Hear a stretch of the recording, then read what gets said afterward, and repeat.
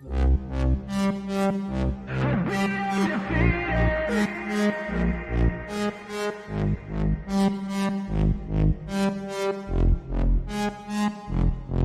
hand's stable, I feel able to turn the tables. I could do this, just keep moving, keep your hands up, stupid. I feel lucid, a new viewing. I can see the end, I can see my future, I can view it. It's right there for the taking. Everything I've ever wanted, dreams are just waiting. I just gotta fight for it, willing to die for it, willing to like sort of. Hey, greetings from the year 3000, it still sucks. This is Philip J. Price, and you're listening to the Drunken Turkey Show, your one-stop for this sort of thing. Hit that button, like and subscribe. You know what to do, just like every other podcast. What is up, everybody? Welcome back. Hi. This is the Drunk Turkey Show. We have a special guest in the building. Truth and Transparency. Lena, how's it going? Good. Thank you for having me. Hi, guys. How you been? I've been good, Blue. Good to see you, Daniel. Glad that you're back after COVID. Yeah, I'm doing better. One of y'all Brown fans tried to get me while I was while I was out in Pittsburgh for the Steelers Browns game. Yeah, speaking of which, I'm going to be wearing one of your jerseys. So, or like not your jersey, but a Steelers jersey from our bet. Yeah. Yes. So I got to pick I want to title the live and says, black and yellow or something. Black and gold. What do you guys think? Black and gold. It's black and gold. Black and gold. Black and gold live. 100%. I thought I'd show you some Steelers pride. Oh, in this background area. Yeah. Exactly. Is it the Hall of Fame right there? This is a Hall of Honors. Is it the locker room? Are you in the Steelers locker room? You and Ben Roethlisberger? No, Ben's not here. Ben's not here. He changed. Blue, don't be laughing at that. Well, I want to say thank you to everybody in the live chat so far and everybody that's joined. Yes. What were you going to say, Lana? Give a shout out to your mods. I just want to, Mandy, Joe, Steve, the rest of you guys. I just want to say thanks to the mods. Try to give props to them. It's always a handful, regardless of whatever live, they always do a good job. So good job to the mods. Thank you. Yeah, 100%. 100%. Yeah, thank you guys, man. Thank you. They do good work.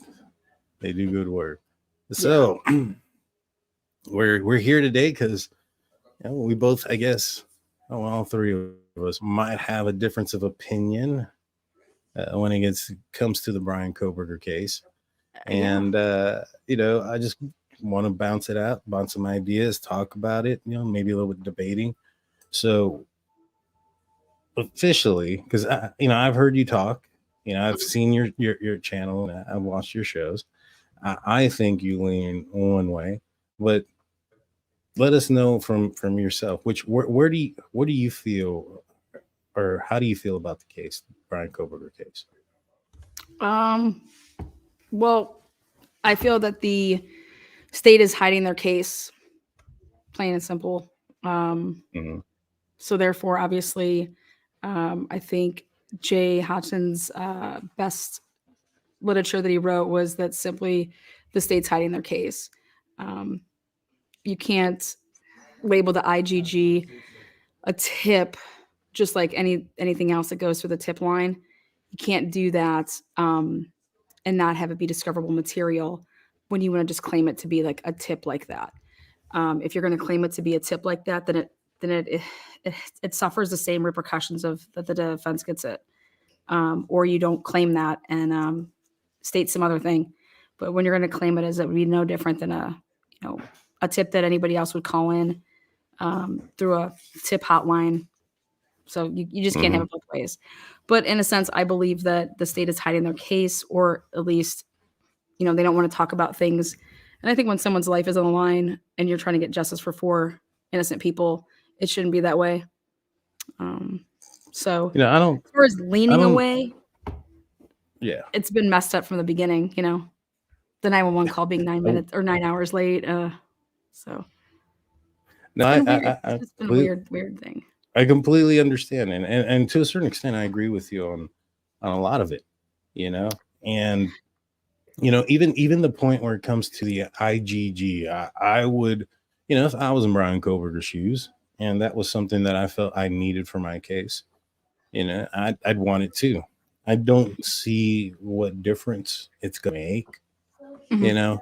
That's kind of where my standpoint is that, all right, they got the tip, they got, his name from the FBI, but Moscow Police Department still had to create a case against him without using that tip. And so they had to go and, they looked up his, not necessarily his phone records, but they had his phone number from a citation, and they had a warrant for the cell towers in the area. And they went to go compare and see if his phone had connected. And apparently, for whatever reason, whether it's because maybe they saw it, or they expanded that radius, and they could see Berger's phone turn off at 2:57 and come on later, and they use that as a reason to go get a warrant for his Well, he didn't ping off of the cell tower. His cell phone didn't ping off of a cell tower between 3 and 5. No, I understand that. But what I'm saying is that, well, it did at 4:40, but at 2:57, if they have a warrant, right, for the cell towers and the phone numbers that are coming in. Yeah, for Moscow. So, yeah. Yeah, and radius is going to be what, 20 something miles. So there should be times where Kohberger, connects to a tower in Moscow when he's not in Moscow. In fact, I think the probable cause affidavit states that, right? Yeah, he connects to a tower on Monday, but then they said that he really wasn't there or something like that. Right.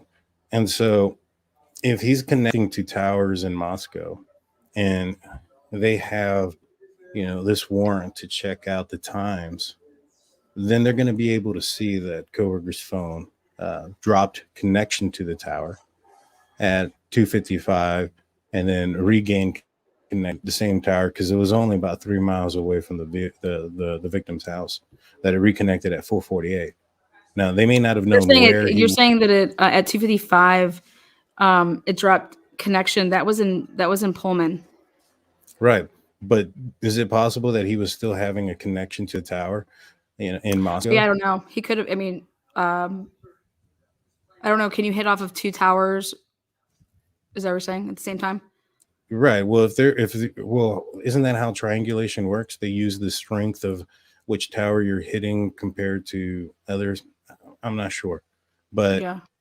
If he did or if he didn't, I don't know. But if all they did was expand the time to 5 o'clock, they would have seen his phone pop up in Moscow, near the Moscow Tower, because he was about 3 miles away from the victim's residence. At 5? At 4:48. Wait, what day are you talking about? I'm talking about 4:48, the night of the incident. Over in, he was in Blaine? Right, he was near Blaine. So that's about 3 miles away from where the victim's residence was. Is where 3 miles? Yeah, it's not that very far. I think it was like 3, maybe 5. It wasn't very far. But he was at 4:48. If he left at 4:20, like they say, he was 28 minutes driving time. No, I agree. There's a disparity of time. Yeah. But they would have seen his phone come out at that time. And so I think that would have been all right. His phone isn't on, throughout the commission of the crime. And let's just say they don't have, or it's not hitting a tower. It's not right, being it's not hitting a tower during the commission of a crime. And then it hits the tower after the crime. They believe the crime was over. And it's in close proximity. It's not too far. And I'm sure they can probably tell, based on the strength of that signal, that it was probably going away from Moscow. But Lena, don't you see that that's kind of like fishy that his phone turned off at that time? I mean, from what I've heard from numerous people, that area is really, really shitty with service. So I would like to know more about that. That you're just, I mean, it's constantly, you're not even able to like use your phone Bluetooth to like play music out of your phone through your car. if you're like, it's really, really bad. Yeah, but It's not for horrible hours service. at a time. I believe in Well- sections. If he's driving around, it'd be picking up on and off. But to turn it off for hours at a time, it was intentional. But that's And- what they don't say, that they don't know if it was turned off. They're saying it could have been they don't know. And I was they should know based off of the Murdoch murders. They're over there testifying that you can tell when somebody turns off their phone what the command is. So I'm curious as to why they aren't just saying what the command is. And they're just probably saving that for trial, but you're going to be able to tell if the command was, did you turn it in airplane mode? Did your phone die? Because it ran out of battery. Did you, physically turn it off? What was the commands? So I think that's all going to play out, like whatever that may be. I want to say our phones are smart enough that this saves that data somewhere. Oh yeah, for sure. It has to. I also think that, that's their timeline that they're saying that this happened. So him, being offline, I mean, if the crimes happened before that or after that, then he's not offline. So that's their window. So for me, if I'm the defense attorney, I'm moving that time. Right. If I can move that time, especially since the two victims stopped using their phones at the same time at 2:52, and he wouldn't have been anywhere close to Moscow at 2:52 a.m. That's when I believe that things started to take place, was at 2:52, when both Kaylee and Maddie no longer ever used their phones again. And that's what they all believed until, they had to make it fit Bryan Kohberger, in my opinion. Right. So I want to address two things. First one's going to be the service, phone service. I don't see that being an explanation, because if it was him losing service, we would have to believe that he would have lost service in the middle of town when service would be strongest, and that he regained service where he's out of town, where you would expect service to be lower.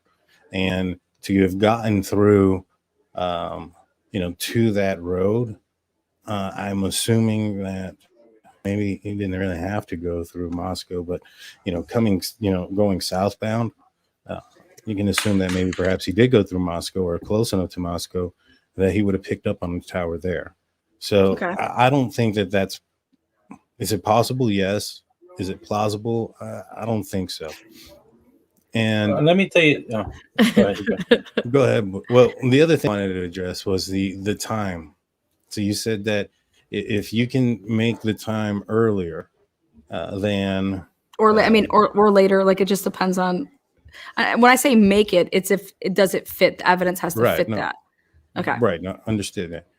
How do we count for the reception of the DoorDash at 4 a.m.? So I don't think it's before then, because the wording in the probable cause is that she receives it.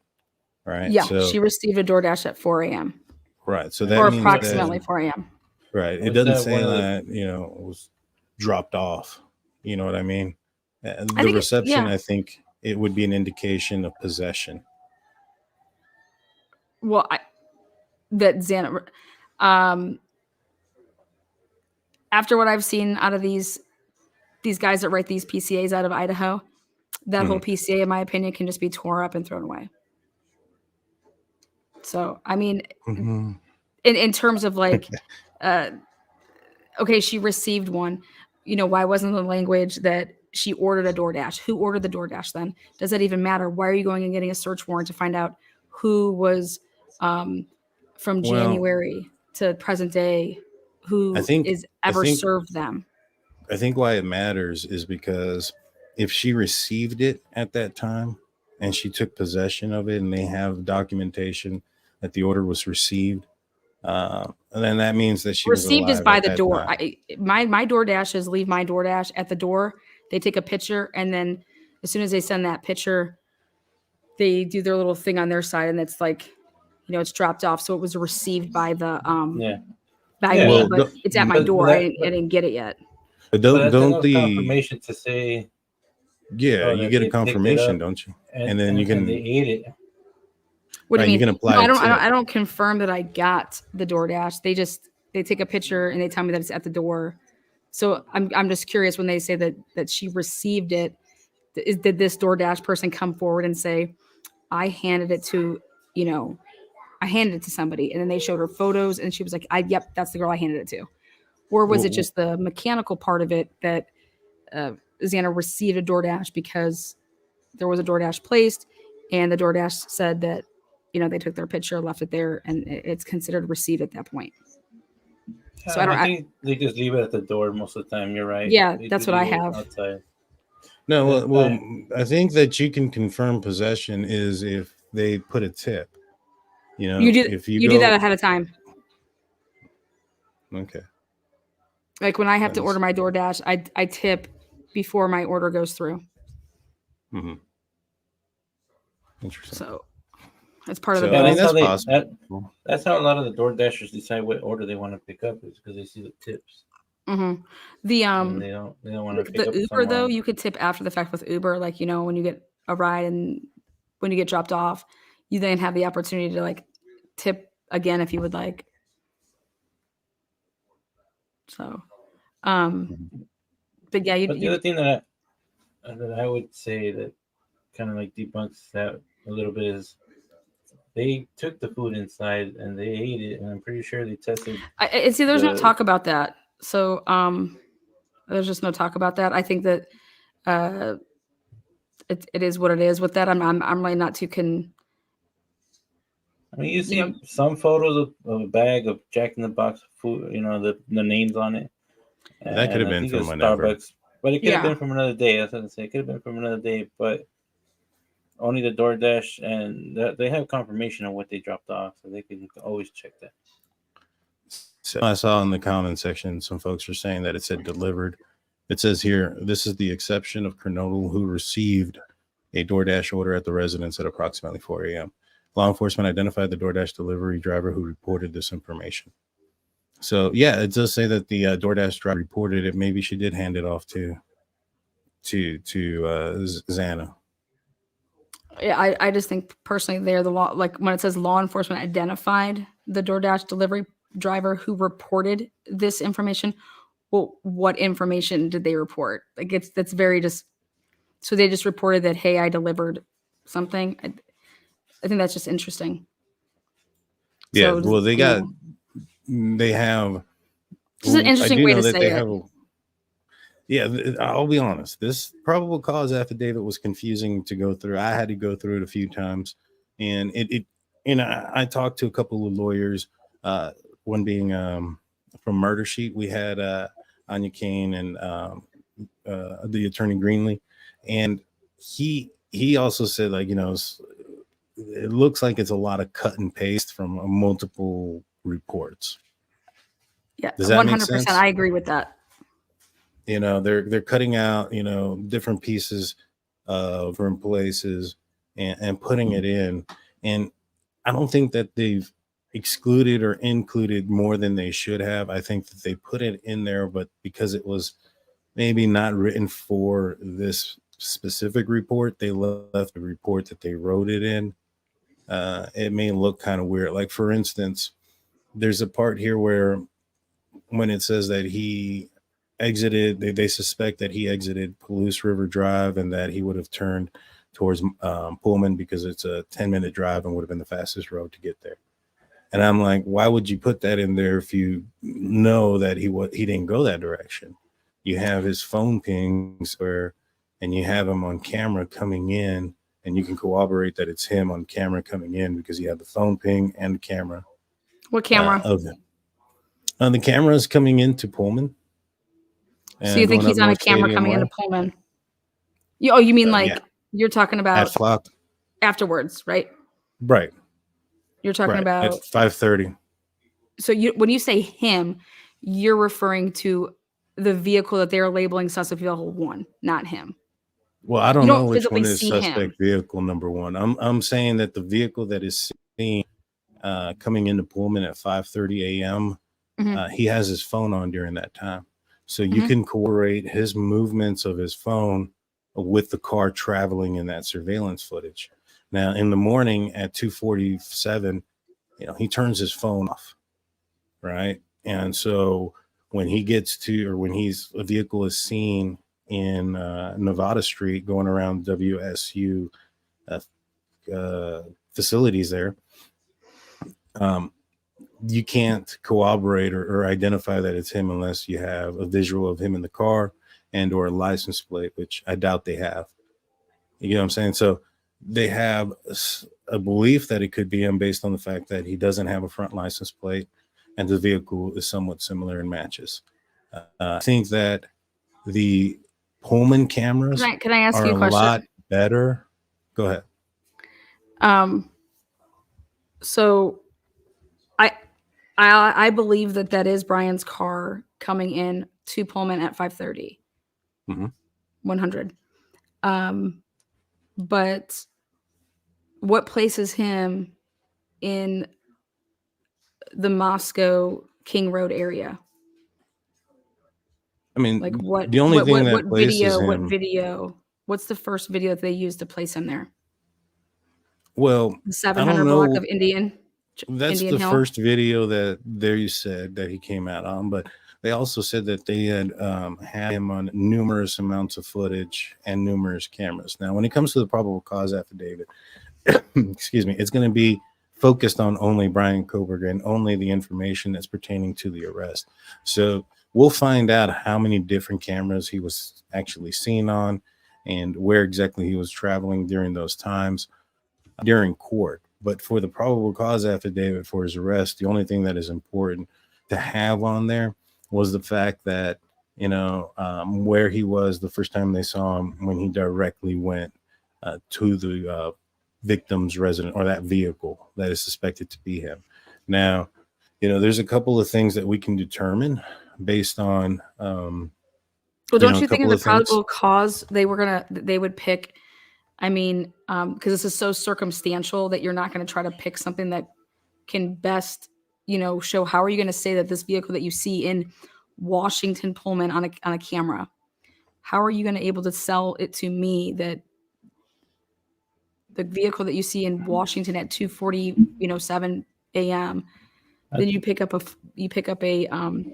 camera over in the Moscow area on Indian Hill, the 700 block at. So the one thing that I think 3:30, 3:29 rather, or 3:26. How are you able to tell? How are you able to say that that's that same vehicle? I'll explain that in a second. But go ahead. One thing that I want to say is the probable cause ain't convicting him on murder, like placing him there. It was just enough to give the judge the arrest warrant to arrest him for the murder. So the thing that got him was the DNA on the night sheet. That's what they got the arrest warrant from. That's what it was built on. Right, and we'll get there. When it comes to like placing him, one, I don't think that they had the footage in Pullman. I don't think they ever tried to tie him to the footage in Pullman. They didn't know who Bryan Kohberger was until December 19th, December 20th. And that's when they kind of put the pieces together. Well,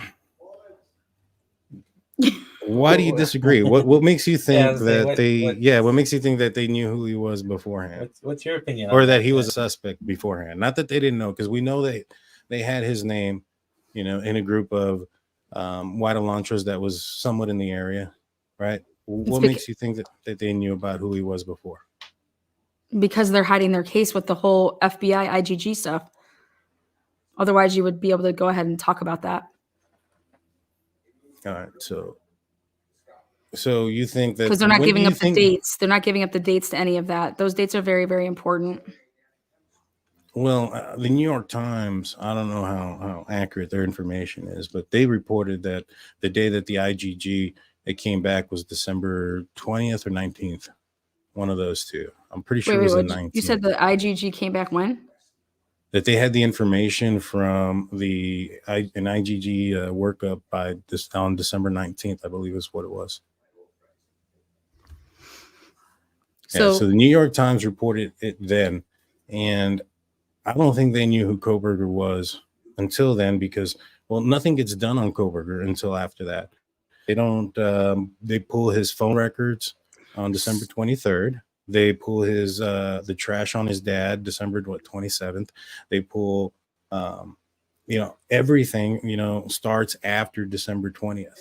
Now, the information. So you think they did everything in this PCA, the majority of it? You think that they did all of that in 9 days? No, the evidence that they use to identify him, yes. Now the video stuff that they put together, that's probably going through all of that time, the 7 weeks. But yeah, I don't think that it took very long. I think they may have acted a little too fast. So this is on one of the, let me see, it's page 7. And this is on July 14th. And this is on the reply in support of motion of protective order. This is the state's reply. And at the very bottom, it says, moreover, as DLG policy and on IGG explains, the FBI can only use the IGG after the investigating agency has pursued reasonable investigative leads to solve the case and the perpetrator's identity remains unknown. So you think that they did that? I do think they did that, and they had no idea who he was until this came back.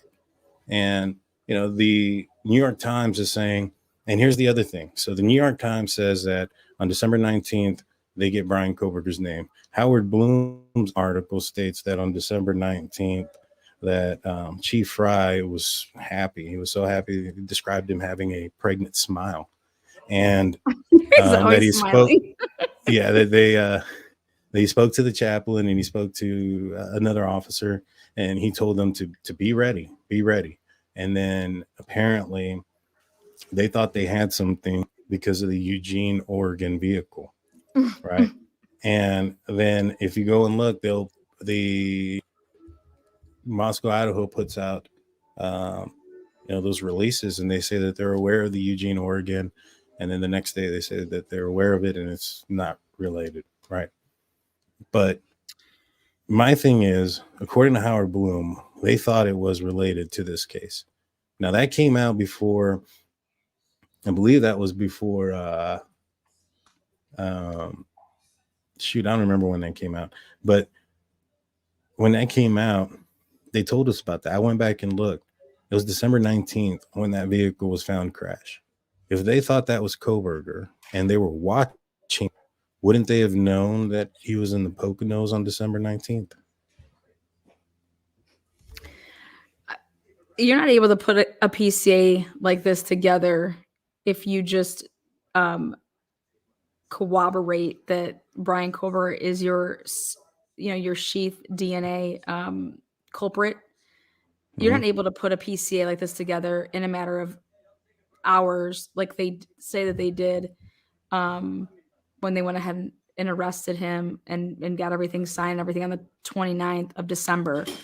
You're not able to do all of this unless you are piecing it all together as you're going along, almost like in real time. It takes a while to put something like this together unless, this is your person for an extended period of time, in my opinion. So I don't, that's, I mean, if it would have taken them long to get to Bryan Kohberger, if you go through the IGG process, from what I've talked to with professionals, in just terms of it has nothing to do with that case, it has to do with other cases.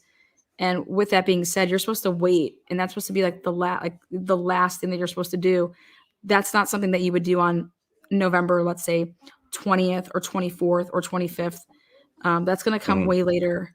And that's when I believe that this type of stuff was done.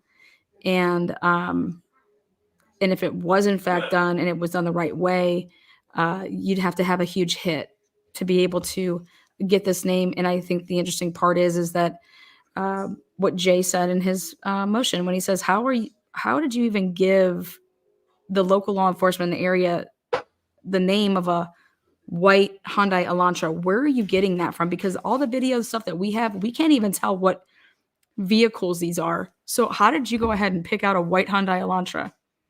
Well, I'll answer a few of those. The first one and the last one, that's a defensive tactic. I've seen it multiple times where you clearly have a vehicle in there. The defense is going to say, I don't know. I mean, it could be something else. And so, that's a defensive tactic. It probably, I don't know how clear the video is or not. But going back to you saying, how could they have, it would have been a lot longer than December or November. Well, because how you said this looks like it's pieced together. It's choppy like that. Right. Okay. And I agree. I think that, they did some investigating, and the part that is choppy is up to the point where we get to where, they get Bryan Kohberger's name from the IGG. Everything up to that part, yeah, it is. You have then why all the this part. secrecy around it if it's just so simple like that? Like, and you did everything by the DOJ and Well, here's the thing. This is what they did. They got his name on December 19th. They probably went to his house and couldn't find him. All right. He was already in the Poconos. Or his apartment. You really right? you really think that? Not Oh, you yeah. so you say December 19th that's when they knew that it was Bryan Kohberger. Yeah, everything lines up because the first thing that they do with him as far as pull a warrant is his cell phone historical data, and that happens December 23rd. If they knew who he was, November 19th or November 20th or 25th or December 1st, based on the information that they used to acquire that warrant, they would have gotten it a lot sooner. And everything goes really, really quick once you figure out who you're looking for. So you got his name. They probably went to his apartment complex and said, hey, he's not here. That's why the probable cause affidavit states that they had to go and find him through, that he passed the license in Colorado, got stopped twice in Indiana. That's why that's in there, because they're like, they had to find out that he trekked across. So they pulled him over. They did just by total fucking in Indiana twice and within a 10-minute period. Totally didn't know who he was. Then they also there's no way they knew who he was. The reason why they didn't know who he was, if you look at the demeanor of the officers when they approach the vehicle, if they're under the impression that this is a quadruple homicide suspect, I don't think that they're going to be leaning in with their hands and talking to this guy like nothing. That's a felony stop. This guy doesn't know why you're pulling him over. You might be pulling him over and you're just trying to check his hands or whatever the theories were, but he don't know that. And so this guy did commit a quadruple homicide. I don't think an officer is going to walk up in there, put his hands in the car and reach in when this guy is unpredictable and you suspect that he's already taken the life of individuals. So, yeah, I don't think that based on the demeanor of the officers that they had any knowledge. So this guy has some really, really horrible luck then. He gets pulled over in August. He gets pulled over in October. He gets pulled over twice on the same day within 10 minutes on what was it, December, or was it like 15th or is that something like that? Maybe he's a bad driver. Come on, yeah. I mean, he got pulled over before. How many times? How many have you ever seen somebody get pulled over? He gets out of every single one of them, man. He doesn't even get in trouble. I know, but he gets pulled over. You would think he was like a blonde with huge breasts getting out of these tickets. He kind of looks like a little bit of a blonde. You know what I mean? Like, he's just getting out of every ticket possible. Yeah, no, he is, and he has. He's gotten pulled over a lot of times. I just don't think that in that moment. He's a horrible driver. Right. And I don't think that, if I was the officer that was pulling this person over and they told me, hey, just pull him over and, check out his hands, or, well, one, if they told me to check out his hands, I'm gonna be like, why the fuck do I need to check out his hands? Mm-hmm. Like, what did he do? Right. Because it's an officer safety issue. And yeah, I just think that's crazy. Yeah, there's no way we're aware. They didn't know who he was until the IGG came back, and that came back December 19th. And they probably didn't have the footage down on from Pullman, Washington until after that, because cause affidavit states that they would have thought that he would have gone straight to Pullman. Well, I think that's a clue as to how law enforcement they did their investigation, that they would have assumed that had he gone this direction that he would have been there in 10 to 15 20 minutes. So they would have looked at the cameras in Pullman for the next 30, 45 minutes. But Kohberger doesn't come back in until 30. Yeah, but that's the problem. That's the problem I have. Blaker's writing one thing so he can secure a warrant to search Bryan Kohberger's apartment. So what he says is that he went straight back there. Payne, in his affidavit for the arrest of Bryan Kohberger, and to be able to use this whole loop-de-loop, we traced him all the way back and doing all that. He says that, he went this other way and traveled that way. So you have two guys, same department, are saying two totally different things that they believe that this suspect did. Do you think that that's going to be problematic at, to say, well, why did you think he went straight home? Well, If you had actually did the person have if you access had the to data, if you had the data, But even Well, did even the with those search Go ahead, warrants, bro. they didn't find anything. So they can't be Right. used against him. They didn't find anything there. So they didn't find the knife. They didn't find no blood. They didn't find anything. no, but you just can't be going and The- lying in affidavits. Like, Well, I No, mean, no, did that all but- was the officer that stated that he went straight to was he informed or had knowledge at the time of when he wrote that warrant that there was that put in his house? I would assume so. yeah, I mean, but, they both have I everything don't like know. word for word until they get to that part where Payne's going off this direction of like him doing his loopy, and then Blaker's like, yeah, everybody knows it's just these two campuses. Everybody just travels back and forth. So wait, Right. he's saying that it is not uncommon, but in the sentences leading up and prior to in the PCA, they're talking about how uncommon. It just contradicts. Right. It's just contradicting. Right. And I understand that it's confusing, but what I think they're trying to say though is they would have assumed that he went that direction, and if he did, or not assumed, but that they would have said, all right, if this guy goes in this direction towards Pullman, he just committed a quadruple homicide, and he's seen traveling at a high rate of speed. If he went this direction, we should see a vehicle, entering Pullman's cameras, within a specific time. And if he went that direction, we should see the vehicle pulling into, Blaine, Idaho at a specific time. And if he went, to Coeur d'Alene, we should see him pulling in about an hour later.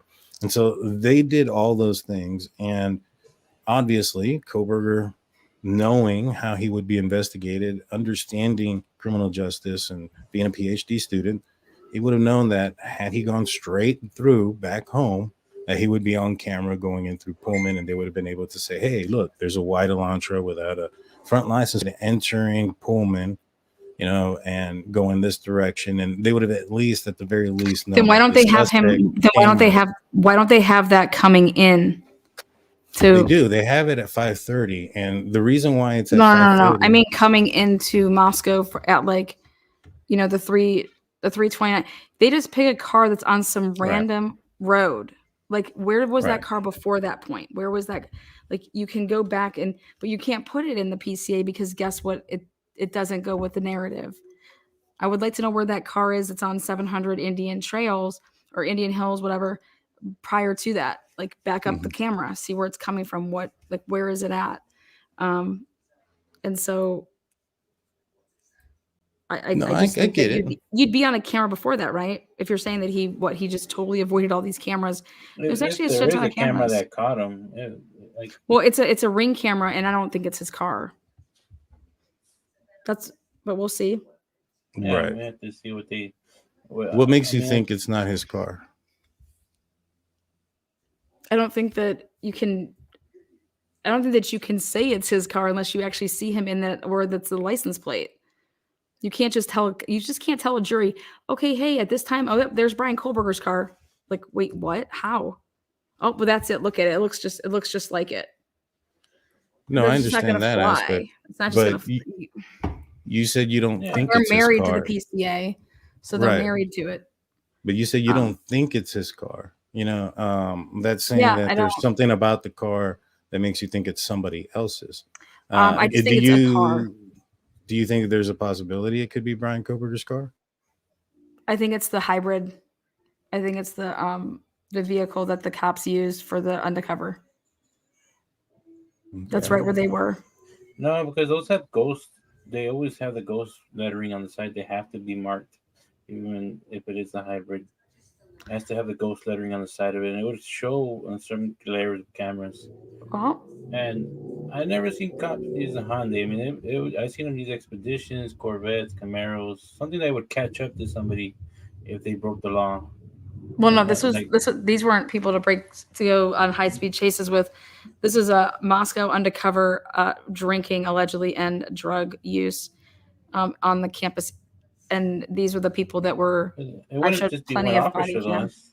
It'd be it would be something bigger, like a van. They would need multiple officers. If they pull up to a party, it's gonna be kids running everywhere, like always. I mean, you were young. You were young. You know when the Wait a cops pulled second. up. You think that these guys are getting out to do something about this? This is, I mean, yeah. it's a college town. It's a college town, but if somebody gets out of hand, Blue says, "Go get some vans, Moscow. We want to have a paddy wagon to just throw your asses in." hey, well, in Mexico, that's what They'll they do. knock They, it. they pull up in the bus and they walk in and they start IDing. There's nowhere to run They don't because even ID there, man. They just people just say, yeah. "I don't have my ID with me," and they're like, "Okay, what's your name?" You know. I mean, yeah, they can lie and Well, they do. but They but do. now like it depends on the state and their laws. Like I know here in Texas they just passed a law. If you don't have your ID with you, it's $1,000 fine. Good. Maybe they need to put that in Moscow. Simple Nobody has as IDs. that. If you're caught driving without a license, it's $1,000 fine or jail time until you get your license. Oh kind of wow. deal. So it just passed this September. So they maybe they need to put that over there. I mean, you got to know who the person you're talking to is.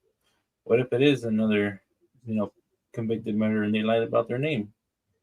Yeah. Oh, absolutely. I think that I agree with you. I think that when people don't have their IDs, it's funny when they're just like, okay, well, but no, we see all these body cams at parties. Nobody has their IDs. Who goes to a party? These guys don't carry their wallets. I don't understand. It's free beer. They're college kids, but So they they're just should like, carry I'll their leave my ID. I'll leave my my underage ID. I'll leave it at home. I'll see it on my brother. And then when they look up the brother's name, oh yeah, this guy is 25. Okay, this guy is 21. And, They're like, man, we were trying to get you for that underage drinking. yeah. So there's a camera though that sees you got a pretty good angle of the intersection of King and Queen, where I think it's at 11:12. Yeah, it gets. I think if car goes in there and does a 3-point turn in there, there's going to be a pretty clear indication of what that vehicle could be from the side, because you're going to get a pretty good profile view. Now, from the side angle, I'm not sure. You're going to be able to tell whether it's a 13 or an 11 or whatnot. But I think they got a pretty good angle or enough to determine what kind of vehicle it was. But I guess my question is then why not have the police and the FBI be looking at that camera angle to give the description? Again, I'm only going off of what the motions say, and they're like, the FBI looked at a car that was going the wrong way at the wrong time on Ridge Road to do their assessment of what year and make and model. I don't think that people are going to put that in a PC in a motion. I'm not going to risk my career for you. Like, my job is to defend your rights. I'm not going to, risk my career. So when people can say what this makes is a you tactic, think, tactic. If they're not willing to risk their career, do you think that law enforcement agencies and officers? No, I think they're willing to cover their ass if they mess up. But you have multiple agencies. You have multiple agencies. You have, like, for instance, the FBI that got involved. You have Idaho State Police that are involved. You have Moscow Police that are involved. You have the Pennsylvania Commonwealth Law Enforcement that's involved that did the arrest. Like, all of these guys would have had to have been in on something, or Not had to have been like, hey, they owe one off on us. Now, if not, who's ever unified command, I can't control what you do with my report. If you want to lie about what I put in a report, that's on you. I have no idea. So just say that people would have to know about that. I disagree. I think the hard part to that is then there'd be horrible backlash if there was lying like we're saying. And that it'd be an easy way to get a murderer off by falsifying documents. I don't think they would be that dumb, in my opinion. Now, if it's not Kohberger and they're framing him, why would he be the target of a frame job from the law? Why is anybody the target of a frame job? I think that question can be reversed. Well, I mean, I'll answer it. The reason why you pin it on somebody is because they don't have an alibi to prove that they were anywhere else. And if it's good enough evidence against somebody, you get somebody else scot free. Right, but you would have to know that, he's driving a vehicle without a front license plate, and that you would have to commit this crime during that he's out and about driving alone, and have to plan it so that during a small window of an hour and a half or hour 40 minutes that he's going to have his phone off or out of service, that he's going to be in an area out of service when he's driving alone. And somewhat from descriptions that I've come across, it doesn't seem like he had a lot of friends or whatnot. His alibi is that he was by himself without a phone. Daniel, I don't these know guys if he's have going to be telling Brady people. violations. These guys are Giglio. These guys have Brady Giglio. They've had Brady violations. I'm covering a case right now. I physically have Gary Tolson knowingly saying something that's not true in a PCA. That's what the people. Gary Tolson. Gary? He's one of the ISP detectives that Ann Taylor asked for his records. He was a big part of this Bryan Kohberger case. What do you think his contribution was to this case? I'm saying if people are, if it doesn't necessarily mean that it's a conspiracy. If someone's dirty, they're dirty. That's not what a conspiracy isn't. That if this guy fudges shit because they get tunnel vision and then they want to do something, but if they went about it the wrong way to get any type of IGG, and they're like, okay, hey, we can't use this because we did the back loop-de-loop shit. You're going to have to find another way to get to Bryan Kohberger. That actually makes complete sense to me. Okay, that's what makes sense to me. Why rush it? Why not make sure you can go ahead and get him if he's your guy? They were greedy. They needed money to make sure that people didn't leave the university, and so that people came back. There's also a public issue. That if you think that there's a guy out there that committed a quadruple homicide, there's a possibility that he would do it again. And you would be under a little bit of pressure once you find out who that person is, to make sure that they're in cars or in cuffs before they can take the life of somebody else. So that's why you would act fast. It's not necessarily, oh man, we got to pin it on somebody. I mean, in the case, why not pin it on Brent Kopaka, who, can't speak for himself, who threatened roommates and, but that's not what they were saying. They weren't saying this was a like, targeted attack, Daniel. So now you're saying that they knew that it was a serial killer, and they're telling everybody that everyone's safe, and they really weren't. That's great leadership. I mean, you also have to understand that you can't police have it can both ways get with something everything. wrong. Like, just because they came out first saying that it's a targeted attack doesn't mean that that's going to be the aim of the entire investigation. Like, there's going to be certain things, and if you follow the evidence that pop up that leads you into a plausible and possibility of who committed certain crimes, right? And the first day, what do you have the first day? You have from what we know now, you have a victim who had more severe injuries. No, hold on. Let's think about had the first day. They had a victim who had multiple injuries that seemed more severe than others. She was recently out of the guy that she was recently, broken up from lives down the street. He was with her the night of the incident at the corner club. There's video pictures of him there. Like, you probably are thinking, all right, it's probably this kid. And so that's why the mayor comes out day one and says, this is a crime of passion.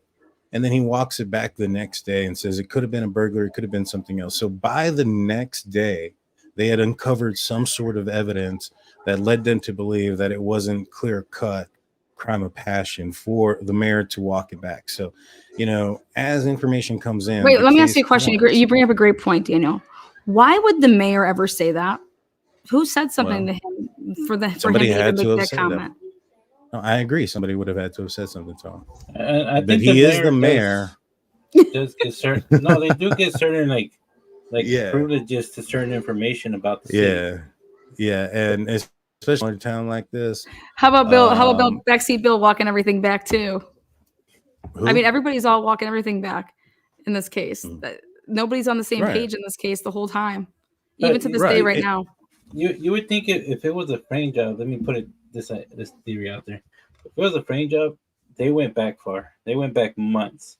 They had to start destroying his work. His character from work. Yeah, his character from work where he started getting fired. You know, he's getting written up for his the way he was acting, the way he was grading, and Well, not then just that. There was what the made him tally. get so. Yeah, my fear is that if Bryan Kohberger is the guy, that he could possibly walk because they didn't do what they were supposed to do and how they were supposed to do it, and they didn't follow protocols, and that would be the worst thing that could possibly ever happen. Is that if Bryan Kohberger is the guy, and all you came out and preached to us over and over and over is that this stuff takes time, and then here to find out that you guys weren't even taking your own advice on how this has to work, and hey, we want to make sure we don't want an arrest, we want a conviction. Do you guys need to sell it to us, or you guys need to sell it to yourselves? Because Yeah. if Bryan Kohberger is the guy, then y'all fucked up right now, because nobody should be feeling right now that he's not the guy, and you should be able to have your case, and it shouldn't be hidden. You see, Um, I so believe that's it's that's him. how the law works, in my opinion. You have the I right to believe face it's your him. accusers. You have the right to face your witnesses, the evidence against you. You have that right as a citizen of the United States of America. And if Bryan Kohberger was the guy and is the guy, shame on anybody that fucked this up, because we got 4 innocent people that might not get justice because people fucked up. So And that'd be a when you say tragedy. that this investigation wasn't done right, I don't see how it wasn't. They didn't know who Kohberger was until the IGG came back. Like document says they can't do it unless there's nobody, they don't know who it is. And I think that early on You they can't figure go it out into very quickly. IGG. Right. The I think FBI has to pay for that. They have to pay $700 to go and submit it. Then they have to wait their time to then upload the profile. You have to do it the right way. You have to show your receipts. As an as a I'm not. FBI agent, you cannot go use these databases and opt people in that are opted out. Well, That's we don't know breaking. that they opted people in that aren't opted out. That's the Some contention right people, now. Have you not yeah, been some watching? people are That's assuming. what they're Some saying. That's people, what happened. no, I understand that. I just don't see, like, That's why they're trying to protect the work. Because if they even have to if say that's this, they're fucked. even if Otherwise, that's you the would just show case, it, Daniel. Otherwise, you would just show it. right? But But you even if can't that's the show it. case, what are they going to do with that information? Throw out the IGG? The prosecution's not using it. It's already thrown out. It's The IgG like, means the DNA goes, which means you're not going to have the sheath no, the DNA. DNA doesn't go, because Okay, the well, we'll reason see. why, and I'll explain why. Because That's they fruit of the found the poisonous tree. DNA. No, I'll explain the fruit of the poisonous tree as well. They're going to So argue that. you have, and they can argue it all they want. You have nothing to compare it to. You don't have a sample. You have nothing to do your IgG work off of. I can explain it. So what you have is they got the DNA profile on the sheath. They went and created a profile and they entered that into CODIS and came back no hit from anybody's committed a crime or any of those things. So then they created an STR profile to compare it to suspects. What the FBI did, or what Moscow did, was then they sent a separate profile, not the same one that's over here, a separate one, to a genetic lab in Houston. They were doing the genetic tree, and the FBI got involved, took it, and did their thing. All right. Then they came back and said, hey, we don't know 100% it's him, because we didn't actually buccal swab Bryan Kohberger and test his DNA to the DNA on the sheet. But if our work is right, you might want to look at this guy. And that's it. So they go and they start looking at him. Right now, they have to build a case. They can't just use that. In fact, they're not going to use that. Daniel, they used it in the search warrant to arrest him. That's the familial. That's the dad's DNA. That's the exactly that said that he was. That's not the connection from the tree. That's because they pulled the trash from his parents' house, and when they tested the DNA from the trash against to what? the against the sheath DNA, DNA. It came back as the suspect's How did the FBI get the name Bryan Kohberger? They pulled it from accounts that are not supposed to be seen. If you do not, we don't know that. You're assuming that's true. I'm telling you that's my opinion based on them not wanting to turn over that part of the evidence. And if that in fact comes back as true, it's fruit of the poisonous tree. That's what I said 5 minutes ago. If it comes back that they didn't do that, then it would be fair game. That's my take. Here's the thing. let's say that something was done incorrectly. Let's say there's a chain of evidence that is messed up. Everything going back to where, the IgG was created is thrown out. That has no effect on the STR profile that was created. And it has no effect on the warrant with the, the reasons How do you get Bryan why. Kohberger's DNA to test it against what you obtained off the sheath?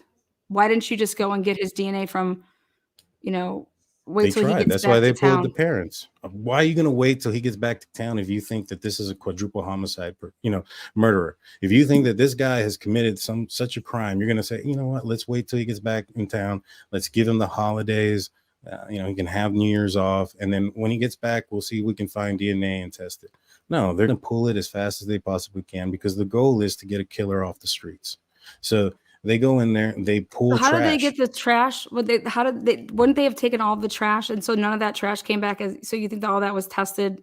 How did they get that? I don't know what all they tested, but I know that they were able to pull a DNA profile from the trash. And when they tested that DNA profile to the profile in the sheath, they came back as the suspect's father.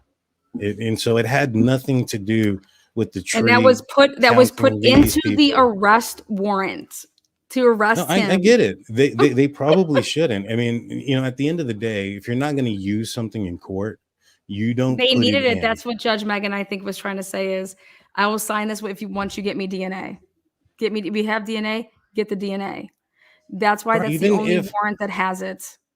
Like, if we go back and look at who else they investigated, we don't know their names, but we know that they pulled the DNA off of somebody secretly, right? So we know they investigated You're allowed to do other that, people.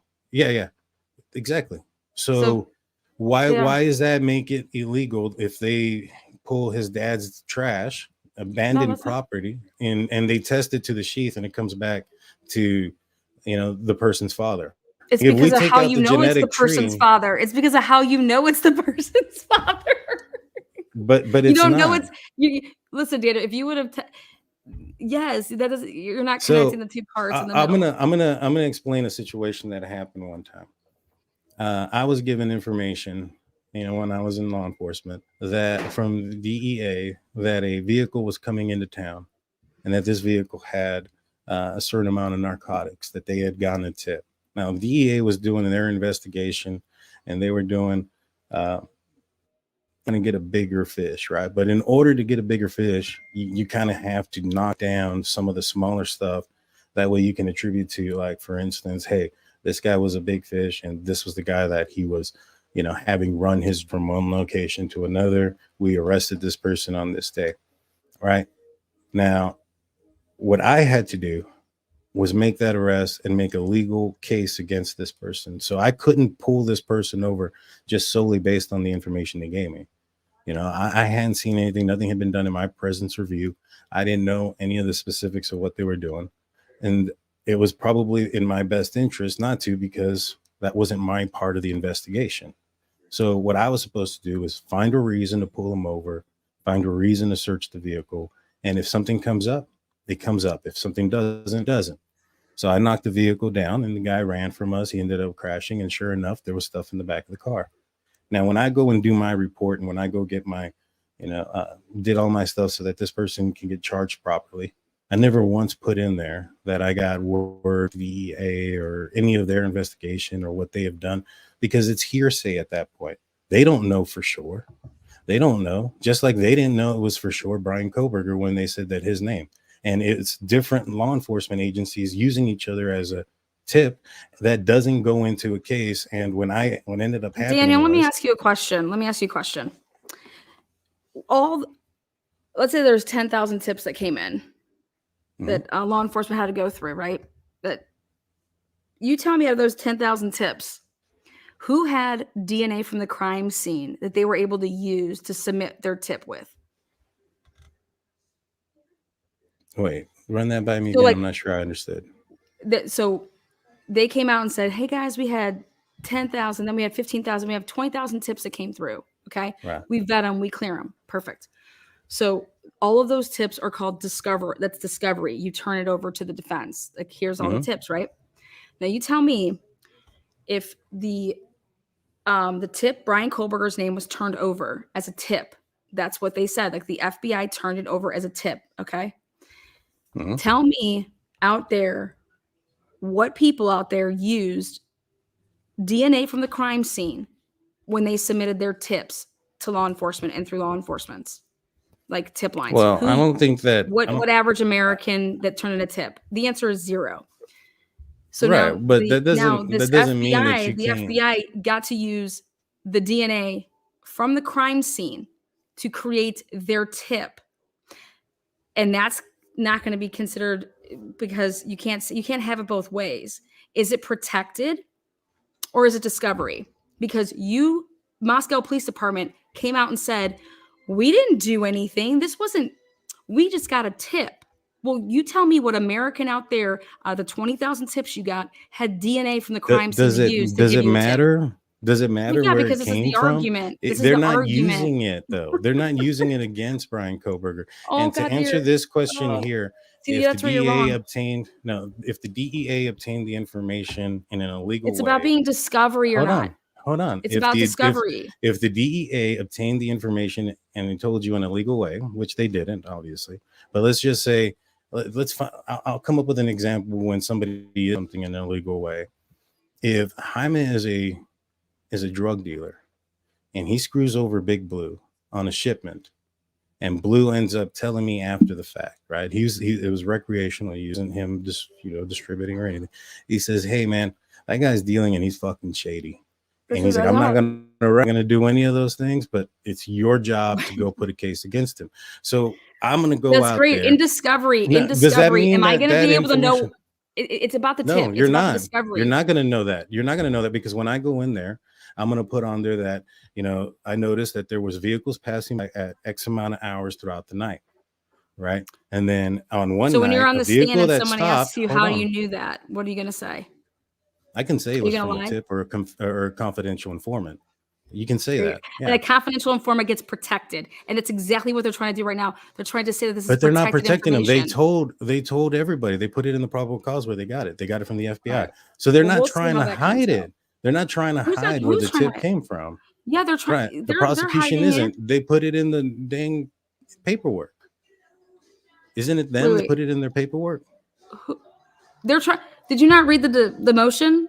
No, We're all what I'm talking about. We're all considered confidential informants. Right. Anybody No, with I those understand databases. what that is. Right. And that means it's protected. The reason why it's And I just considered think confidential that's not informants gonna win. is because those people that they used within whoever used the Ancestry 23andMe or whatever program or whatever that they had used, they weren't even aware that they were used in that situation. They may have opted in and said, "Hey, they're not notified," and they have nothing to do with the case necessarily. They're not coming forward and saying, "Oh, it was Bryan Kohberger." It's their connection that's coming forward, and they're saying, "All right, there's a high likely chance that this person is the guy." Right? How did they get that information, Daniel? You cannot just go and break terms of service and do things illegally. But who to said obtain that they did? Who said that they did? That's What what's if happening right now? No, that's what the defense is claiming. That Because they doesn't won't turn it necessarily over. mean Because they won't Right, turn it but over. The Turn it over so they don't have to defense's claim that. job is to try to cause as much, But what presidents is there out there that the It's because you're FBI turns claiming it as over? a tip. A tip is discovery. A tip is Right, but not discovery. If So it's also used, but it's not used in the case, it Daniel, really isn't. It was. You don't think that this was used in the case? I mean, obviously they used it to pinpoint his name, but what I'm They saying is used it you to still arrest have to him. build a case. No, that's not what they used to arrest him. Okay. They used. Well, then that's where we have to disagree. We're going to agree No, to disagree because- right there. I believe you believe that they didn't, Yeah. and I believe that they did. We have the right to disagree with each other. Yeah, that's what I'm saying. That's where I think that Right. that way it would just point would be made is that Smart. okay, I agree that you see it that way and I see it this way, and so that's what the argument right now is in court is is this something that should be discovered material, and we want to know the date that this happened. We want the date of the lab work. We want the date that it came back. That's what they're saying. Show your work, and if my life is on the line, I want somebody to show me because what if my parents didn't do no DNA at 23andMe? We want to know. If you're innocent, it wouldn't matter, right? If you're innocent, it would matter. It would matter if you're innocent.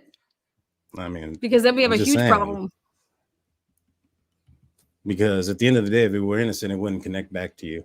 If you're innocent, once it connected back to you, you wouldn't. There would be What's stuff to connecting back exclude to you. him? What's connecting? Well, the DNA tree connected back to Bryan Kohberger. They were able to grab trash out of his parents' house, and they were able to determine that his father, through his I just father, can't believe they that didn't it get was any of him. his DNA out of that trash. Well, he was pulling it. He was throwing away the trash in the neighbor's trash. I think the reason they didn't get any of his DNA is because they got that DNA at Thanksgiving. And he They was got using that gloves DNA the whole way time before he he was home. ever even around that house. Well, I mean, He was protecting his DNA. Yeah, he was pulling it out and putting in individual baggies. Yeah, I'm sure we're gonna.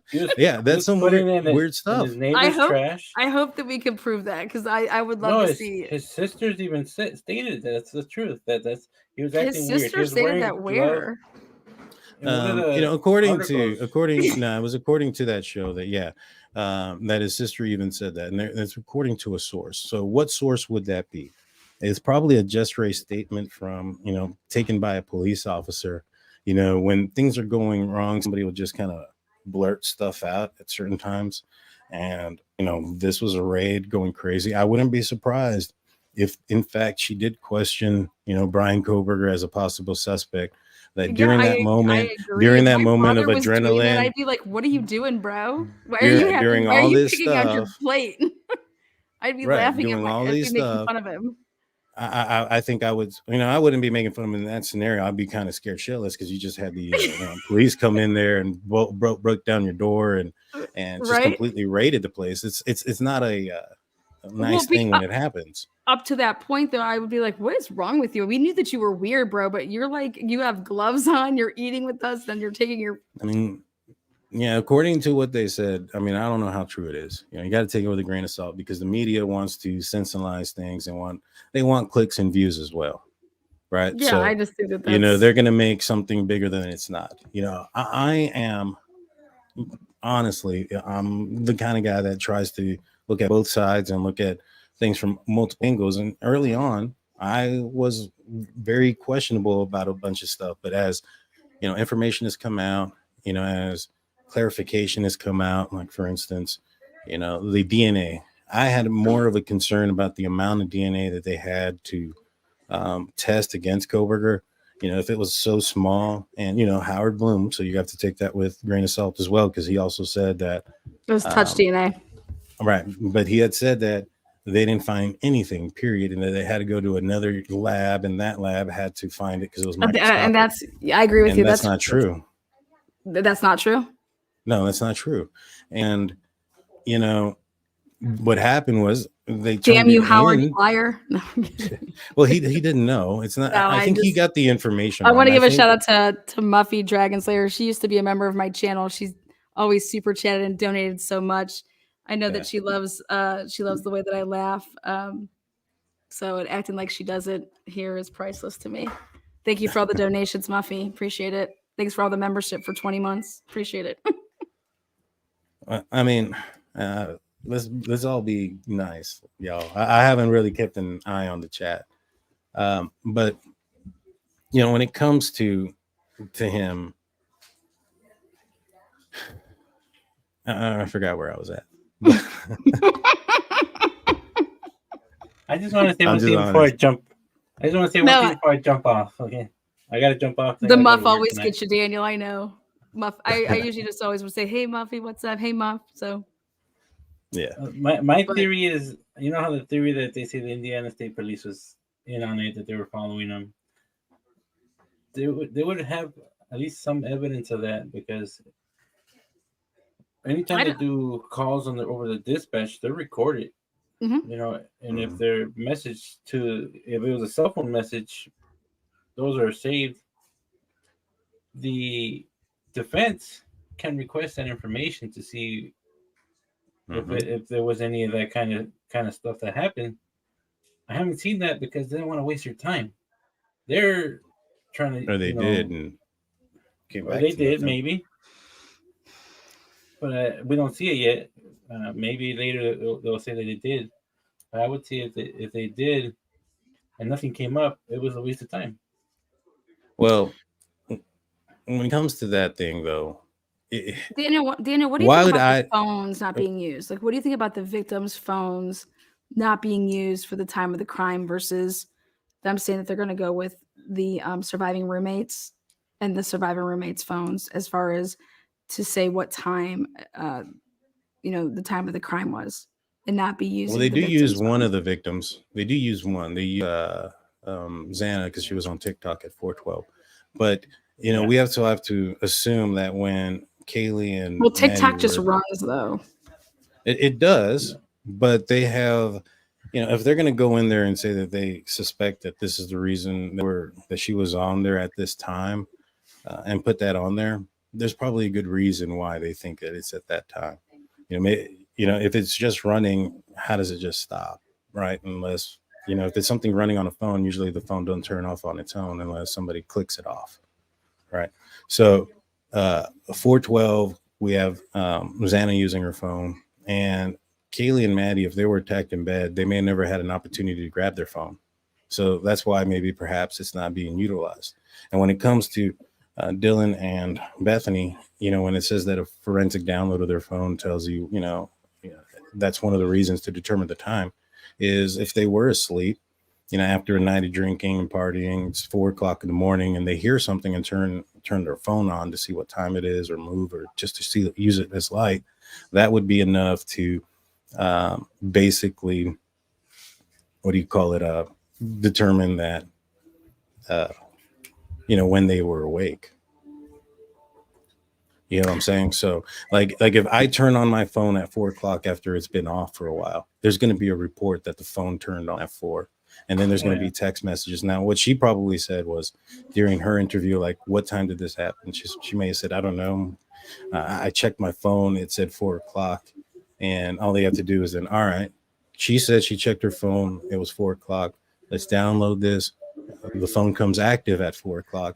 So you have her statement and corroborating evidence from the phone downloads to indicate that this is when the crime, or this is when this person woke up. And our phones do track us because, like, I work overnight, right? So sometimes the guys will send me messages and I'm busy and I'll see them later on.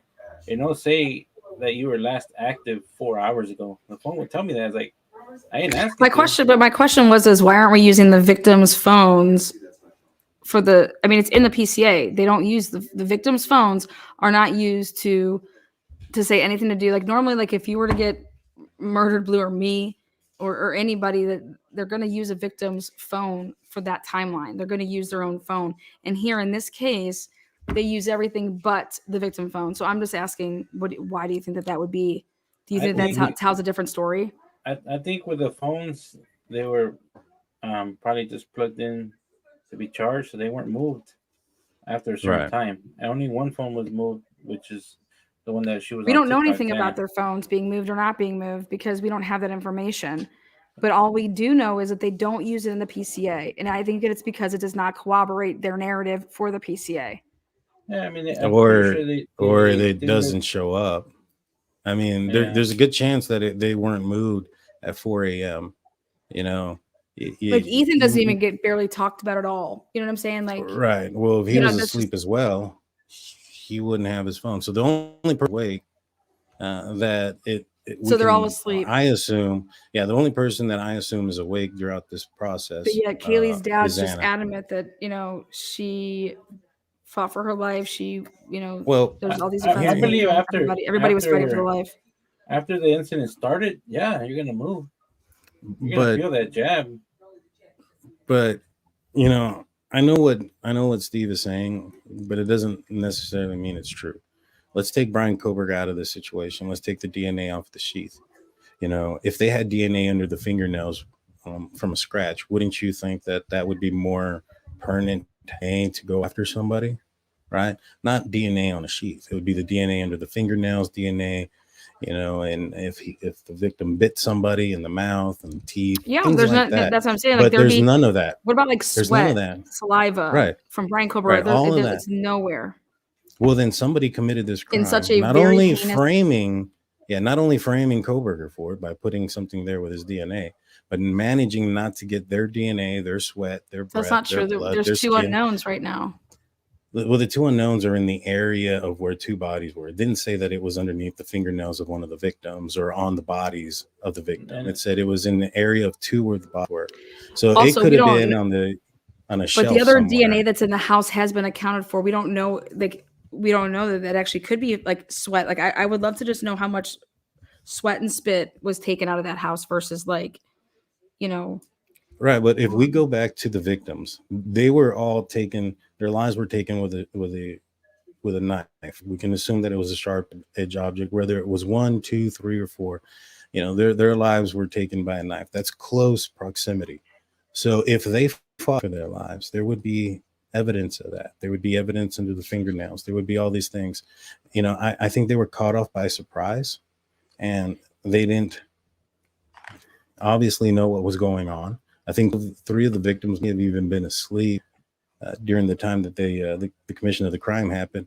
And when somebody has defensive wounds, that doesn't necessarily mean that they were defending themselves by hitting someone else. It could be that they're defending themselves from further getting attacked, putting their arms up, grabbing the knife.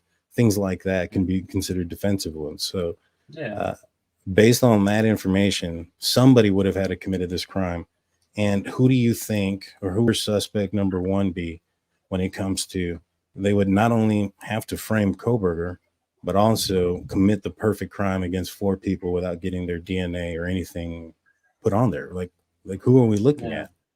It's not a drunk, I don't think. It's not an ex-boyfriend. A drug addict ain't going to be able to pull that off. A drug user is not going to pull that off. Like, maybe a college student who, is in criminal justice, who has classes in forensics and how not to leave your DNA at the scene and how not to take a scene with. I think maybe that person could have the means to commit a crime like this. But I gotta go, guys. Yeah, me too. Actually, I have to go too. It's about to be 10, so I have to go too. Are we but I jumping want on to say yours? thank you. So we can pick up tomorrow if I don't know if you're around tomorrow. Yeah, that's fine. I can do that tomorrow. I want to say thank you though. Thank you for the chat. You. Thank you to both of you guys. Thank you. I just hope that if Bryan Kohberger is the guy, that they get him, and I hope that if he's not the guy, that they get the people that are, or if it's another person, if it's just one person. At the end of the day, guys, there's 4 people that lost their lives in something that was just ridiculous. Like, how does this happen? You know what I mean? And I think for all of us that have children, maybe we should want to know why this happened. That are growing up, and hey, you have to do this, or watch out. If there's any way to protect our kids as they're growing up, knowing that it would be helpful versus hiding stuff. So that's I agree. Like I said, there's a lot of this that I agree with you on. I think that Kohberger should have gotten the work. If it's him, you shouldn't have anything to hide. I just don't think that it's going to make a big difference in the case overall in the end. And if it does, then I think that the police or law enforcement and prosecution are going to have, hard time proving that it was him without reasonable doubt. Yeah. Like I said, if there's just a way for it to all come out that, for these families too, like they're the ones that have to live the rest of their lives, like every day living this nightmare. So that's, and Susan Morphy's body was just found, and I'm so happy to, for her family to find that out, because that just unknown, like that's, I think, the worst part for anybody. Like we're on, just think about anything that you don't know. Can you imagine something like this on this type of a level, not knowing something? It's sad. But 100%. But thank you guys so much for having me. You guys know I love you. Thank you, chat. Thank you, moderators, and rock it out there, Big Blue. Yeah, you're my boy, Big Blue. I see you. I'll try to jump on your show when I can have a few drinks. Yes. Somebody said I had put too many drinks in my drink. I had no drinks tonight. I have to work. I have to stay professional. Yes. All right, Daniel. Yeah. And then I'm so happy that you're feeling better, and I will talk to you soon. I'll shoot you a text, but we'll do another night that way. As I'm gonna go. But we will 100% understand. Okay, honey. I'm gonna stay on for a minute, just kind of acknowledge everybody that donated and super chat. Well, if you got to jump off, that's That's fine. Peace out, guys. LJ tells me he or she is an Eagles fan. But good job, Daniel. Thank you very much. You know, I normally don't get dressed up and put this stuff out there for the Steelers, but me and Lena had a bet, and it was on the Steelers-Browns game. But I'm a football fan in general as well. I'm a diehard Steelers fan, but I watch all teams and respect and appreciate what other teams can do and the adversity that they go through. You know, for instance, with the Eagles, they had a quarterback that they had a question about, and he went through that adversity and took them to the Super Bowl. So good stuff there. Thank you, Kayla Marie, for joining. Mikey S says, thanks, Lena, for coming by. I hope we see you back ASAP. Yes, 100%. We got to finish the debate. There's so much more that we need to talk about. I object. Blue is corrupted. That's funny. Lena with a heart, good vibes. Thank you so much. Yes. You know, me and her don't agree on everything. All right. We agree to disagree on certain aspects of it. But, you know, at the end of the day, there's respect there. There's appreciation for the work that each other does. You know, she has her set of opinions and thinks that there's more to this because of certain things that are missing. And I think that there are, you know, valid questions there. And I think that if it wasn't for the gag order being so tight, that we would probably get a lot of this information, right? And, you know, they could dispel some of the misinformation, whether it's, you know, misinformation that I've been aware of and have been speaking about because I have, you know, certain sources in certain areas, or, you know, or I'm on the right path or whatever this, or, you know, anything like that, right? So you can determine what's true or false without getting the information there. And, you know, I think that's only plausible with less of a gag order. And you don't want to, you know, mess up a jury pool. And in that aspect, yeah, you know, make sure that, you know, you keep certain things quiet, right? But like courts in the courtroom, what does that have to do with tainting a jury pool if the camera's not going to be on the jurors and they can't watch TV? So that's just kind of where I'm at on that. Sissy, best channel. Thank you so much, Sissy. I appreciate that. Now we saw this one the same way should apply to the IGG. Now, and to that, like I said, I agree completely that the Bryan Kohberger and his team should get it if it's available and it's there. Now, I don't think there's any precedent or anything that shows that, you know, FBI has to hand it over. And since they didn't, you know, verify that Kohberger was the source of the DNA, it's kind of like a lie detector test. Whereas if, let's just say they're accusing, you know, Blue of doing something and they have, or there's an accusation of something and Blue takes a lie detector test for whatever reason, and he comes back that he was lying or he was involved or has knowledge. Well, now you can investigate him. You can't use that information against him, but you can start an investigation and start looking in places for clues where you would think you would find them, right? So in this instance with Bryan Kohberger, you know, you get his name. All right, what's the first clue that, you know, you can either, you know, exclude or include him in as well? Does he have a white vehicle without a front license plate at the time of the incident? He does. So that matches up. Doesn't necessarily mean that he is that he's the guy, right? But it doesn't exclude him from being the guy. You have the description that Dylan came out with, and he fits it.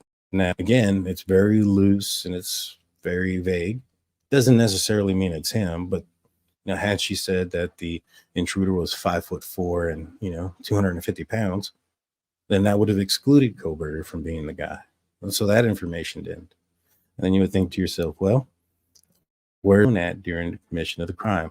If he was committing this crime, his phone would be either at the area or he would have left it at home. So it would have been at home without movement, or it would be turned off. All right. Now, being home without movement doesn't necessarily mean that he committed the crime either. It just excludes him. And none of them do. Whether he had his phone on, whether he was in the area or any of those, that doesn't mean that he committed the crime. But it doesn't exclude him from committing the crime, right? Then you have the DNA. It doesn't exclude him from being the crime. So you have so much information out there, the case, that once you have a person's name, you can start looking for clues that you would expect to find. You know, another is if, you know, you saw wet footprints out somewhere, well, you would expect that the person was in a body of water. So if you've seen footprints, you can look on a map and expect that you're going to find a body of water nearby. And that's probably the direction where that person came from. Right now, if they're dry and you have a body of water in 3 different areas and there's no sign of a boat or anything, and you have one area that's dry, then you're probably going to assume that the footprint that's dry came from that area. So there's just deductions and the probability thing where you just deduce people and information. Oh no, it's not working. Oh, there it goes. Too bad, TNT. Oh, that's not cool. I'm sure everybody's heard about the gag order. What about Brian's car doesn't have a sunroof? Well, I don't think that the vehicle that is seen in the area has a sunroof. The picture that people were looking at that had a sunroof was for a BMW, and it was pictured at 12:30, I believe. 12:30 the morning of the incident, November 13th, but it was several hours before the crime took place. And there's a very good video or clear picture, and I was trying to find it. I don't have it on me, but there's a clear picture that's been circulating of a screenshot from 1112 King Road, and it's pointing in the direction of the King Queen intersection, and it's elevated up. Now, if that vehicle turned down that street, which we can assume that it has because it's in the probable cause that it did, from the vantage point, you would be able to tell whether or not that vehicle had a sunroof or not. If it had a sunroof, that would be something that you could put a dismissal or any of those type of thing, a motion for dismissal. It would have been done a long time ago, but it hasn't. So, and that view, I don't think police are that incompetent that the first view that they get of this vehicle, because you would assume that the first cameras you're going to check are the ones closest to the residence, right? Because those are going to have the most valuable information right away. And you would assume that you would have known from day one that that vehicle had a sunroof or not. And I think that's a pretty big detail. Let's see. Thank you. Thank you. We had a lot of new members. I want to thank everybody that joined. Thank you.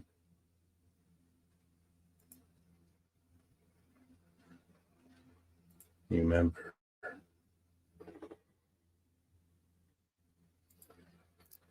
Meg P comes in just because you guys rock are the best drunk and sober turkeys I know. Yes, your mods rock. Yes, they do. Yes, they do. Thank you. Thank you. I appreciate everybody 100%. Thank you all. With that being said, y'all, I'm gonna let me pull this one. Why are we booting we shouldn't be booting members or anybody. If somebody has a difference of opinion, let's just time them out, but let's just try to stay respectful as well. At the end of the day, that's the biggest thing is, everybody can have a difference of opinion. Everybody can have reasons why they think a certain way. I see something in one way and I'm going to explain what I see, and somebody sees it differently. That's their right. And I'm not going to tell them that they're wrong until we have all the evidence. And once we have all the evidence and there's a conviction, then we can say without a shadow of a doubt, hey, this guy did it. And so with that being said, guys, I want to appreciate everybody. We'll be back on Friday night. That being said, I'm going to bounce out of here. Peace out, y'all.